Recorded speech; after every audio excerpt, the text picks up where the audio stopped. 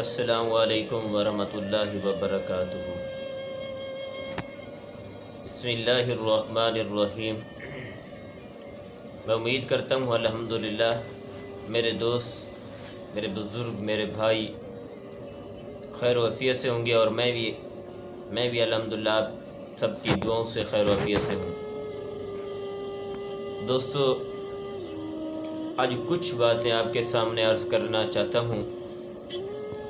گزشتہ دنوں سے دیکھا ہوگا کہ ایک ویڈیو ہمارے ہمسائے ملک انڈیا کی وائرل ہوئی ہے۔ ایک مسلمان لڑکی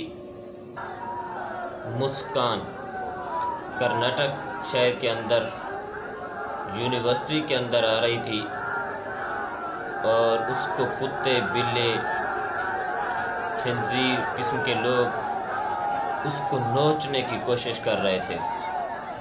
آج اس پر کچھ اپنی گزارشات عرض کریں گے۔ اس سے پہلے میں ایک بات آپ کو سمجھانا چاہتا ہوں کہ میرے دوستو،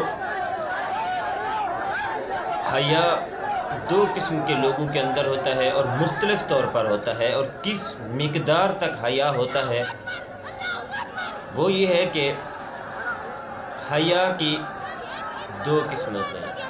دو قسم کا حیا دو قسم کے لوگوں کے اندر پایا جاتا ہے۔ ایک حیا اتنی مقدار میں ہوتا ہے کہ کسی میں بہت زیادہ حیا ہوتا ہے، اور کسی آدمی میں بہت سارے لوگوں میں حیا بہت کم ہوتا ہے۔ اور زیادہ کیوں ہوتا ہے، کم کیوں ہوتا ہے، اس کی ایک مین وجہ ہے۔ وہ مین وجہ یہ ہے، جو دیندار لوگ ہیں، جو اسلام پر مکمل چلنے والے ہیں، اسلام پر اپنی زندگی اسلام کے مطابق، دینی شعور کے مطابق گزارتے ہیں، اپنے معاشرے کے اندر اور اپنے رہن سہنے والے معاشرے میں ایک دینی شعور کے ساتھ رہتے ہیں میرے دوستو، اور جن کے اندر دین کی فضا ہوتی ہے، ان کے محلے گاؤں میں، تو ان کے اندر حیا زیادہ ہوتی ہے۔ جن کے اندر نیکی کا جذبہ ہوتا ہے، جس کے اندر نیکی کا شعور ہوتا ہے، جس کے اندر نیکی کرنے کا ایک جوش خروش جذبہ ہوتا ہے، ان کے اندر حیا زیادہ ہوتی ہے۔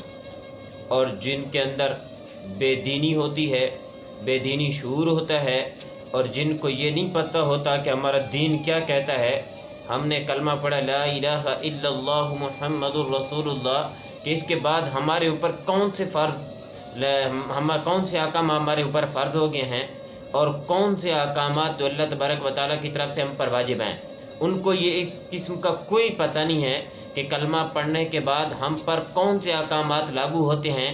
اور نیکی کا جذبہ جب ان دلوں کے اندر نہیں ہوتا، نیکی کرنے کا ایک کوئی ارادہ نہیں ہوتا، تو اور گناہ ہی گناہ کرتے رہتے ہیں، تو پھر میرے دوستو بزرگوں، پھر ان کے اندر حیا نہیں ہوتا۔ پھر وہ جس گناہ کے اندر بھی چلے جائیں، جس معاشرے میں جا کر، کسی شہر، کسی کونے میں جا کر بھی اگر وہ گناہ کرنا چاہیں گے تو ان کے اندر حیا نہیں ہوگا۔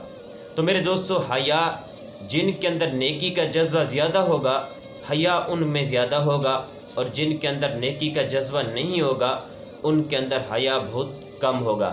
تو میرے دوستو، آج اس واقعے کی طرف آتے ہیں۔ یہ واقعہ پچھلے دنوں کرناٹک کے اندر ہوا، ہمارے پڑوسی ملک کے اندر۔ وہ ایک قابل تحسین ہے۔ اس لڑکی کو، یعنی مسلمان لڑکی کو خراج تحسین پیش کرنا چاہیے کہ انہوں نے جس طرح یونیورسٹی کالج کے اندر جس طرح کتوں، بلوں اور بلاؤں اور سوروں سے، خنزیروں سے انہوں نے مقابلہ کیا، وہ ایک بڑی وجہ تھی میرے دوستو۔ وہاں یہ ماحول تھا کہ ایک طرف مظاہرے ہو رہے تھے کہ پردہ نہیں کرنا چاہیے تھا، اور دوسری طرف مظاہرے ہو رہے تھے کہ حجاب ایک عورت کی عزت ہے، پردہ ایک عورت کی عزت ہے، پردہ معاشرے کی عزت ہے، پردہ ہماری کمیونٹی کا کیا ہے، عزت ہے۔ تو میرے دوستو، اس پر مظاہرے ہو رہے تھے، تو دیکھیں کہ عورت کا اسلام میں آنے سے پہلے کیا سلوک کیا جاتا تھا، اور عورتوں کو کیا عزت و مقام دی جاتی تھی، اگر تاریخ کے اندر، اگر حدیث سے، اگر قرآن حدیث سے ہم کی روشنی سے ہم یعنی مطالعہ کریں تو ہمیں یہ ملتا ہے کہ ابتدائی اسلام کے اندر عورت کا کوئی مقام نہیں تھا۔ عورت کو سنوار بنا کر بازاروں میں لونڈیاں بنایا جاتا تھا، بازاروں کی زینت بنایا جاتا تھا، بازاروں کے اندر سر عام فروخت کیا جاتا تھا، اور نہیں تو پھر جس گھر کے اندر بیٹی پیدا ہو جاتی تھی وہ زندہ ہی درگور کر دیتا تھا۔ تو میرے دوستو، عورت کا یہ مقام تھا۔ جب اسلام آیا، جب آقا مدنی صلی اللہ علیہ وسلم پر اللہ تبارک و تعالی نے وحی کے ذریعے احکامات نازل کیے، عورت کا مقام بتایا، مرد کا مقام بتایا، اور اللہ نے بیان فرمایا کہ عورت اگر گھر کے اندر ہے تو یہ ماں ہے، اور ماں صرف ماں نہیں، عورت یہ جنت کا بھی سبب بنتی ہے، اور یہی عورت ماں بن کر جہنم کا سبب بھی بن سکتی ہے۔ تو میرے دوستو، عورت کیا ہے؟ عورت ہمارے معاشرے کی عزت دار کیا ہے؟ فرد ہے۔ تو اس لیے عورت کو عزت و احترام دینی چاہیے، اور عورت کا یہ مقام ہے کہ عورت گھر کے اندر رہے، عورت کیا ہے؟ پردے کے اندر رہے، اور باہر کا جو اخراج یعنی گھر کا خرچہ وغیرہ ہے وہ مرد کے ذریعے، اور مرد لا کر کما کر عورت کو دے۔ لیکن عورت کیا ہے؟ وہ گھر کی عزت ہے، اور گھر کے اندر پردے میں ہی اچھی لگتی ہے۔ تو جس طرح دیکھا کہ ہمارے ہمسائے ممالک کے اندر مسلمانوں کے ساتھ نسل کشی کا یعنی ارادہ کیا جا رہا ہے، اور نسل کشی کرنے پر بھی تل گئے ہیں، تو میرے دوستو اس طرح کا ماحول بنا ہوا ہے۔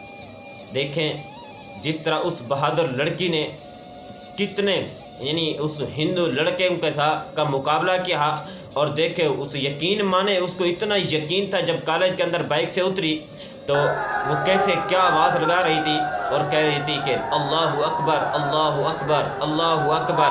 یقین مانے، اور عورت کا صرف اور صرف یہی یقین تھا کہ آج اگر مجھے میری عزت بچائے گا تو اللہ ہی بچا سکتا ہے، اس کے علاوہ کوئی نہیں بچا سکتا۔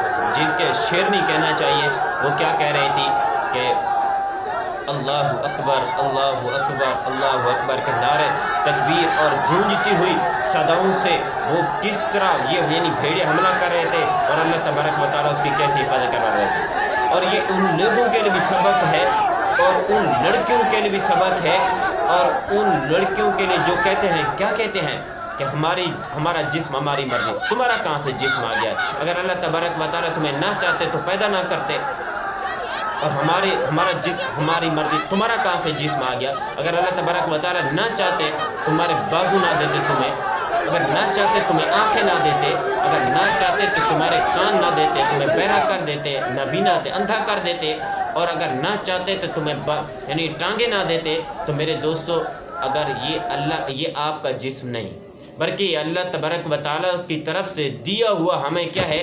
یہ ایک انعام ہے، نعمت کے طور پر بھی ہے، یہ اللہ تبارک و تعالیٰ کی طرف سے دیا ہوا ایک امانت بھی ہے۔ جب بھی اللہ تبارک و تعالیٰ چاہیں گے، جب ہمارا وقت پورا ہوگا تو اللہ تبارک و تعالیٰ اس امانت کو واپس بھی لے لیں گے۔ ہم نے تو میرے دوستو، ہم نے تو یہ جسم اپنا جو ہے یہ اللہ تبارک و تعالیٰ سے عاریتاً لیا ہوا ہے۔ ہم جسم سے جتنا فائدہ اٹھا سکیں، نیک کاموں میں اس کو جتنا خرچ کر سکیں کر دینا چاہیے، کرنا چاہیے، اس سے فائدہ اور اچھے فائدے حاصل کر لینے چاہیے۔ تو نہیں، کوئی پتہ نہیں ہے کس وقت ہے اور کس وقت یہ ہمارا وعدہ اللہ کا پورا ہوتا ہے اور اپنی امانت واپس لے سکتا ہے۔ یہ ان لڑکیوں کے لیے اور ان بے حیا بے پردہ لڑکیوں کے لیے بھی ایک سبق آموز واقعہ ہے کہ ان کو یہ نہیں کہنا چاہیے کہ کیا دیکھیں، جب تم سڑکوں پر نکل کر، جب تم چوک چوراہے پہ نکل کر کہتی ہو کہ ہمارا جسم ہماری مرضی، تمہاری کون عزت کرتا ہے؟ کون عزت کرتا ہے تمہاری عمر؟ دیکھو آج ایک لڑکی نے باپردہ ہو کر، پردہ پہن کر جب میدان کے اندر آئی اور اللہ اکبر کی صدا لگاتی ہوئی لڑکی آئی، اس نے یہ نہیں کہا کہ میرا جسم میری مرضی، تم جیسی کتوں کی طرح یہ نہیں کہا کہ میرا جسم میری مرضی، بلکہ اس نے مسلمانوں کی طرح اور بلکہ مسلمان ایک عورت بن کر اس نے یہ کہا کہ اللہ اکبر، میرا جسم بھی، میری مرضی بھی اللہ کے حکم کے مطابق ہے، میرا جسم بھی اللہ کی امانت ہے۔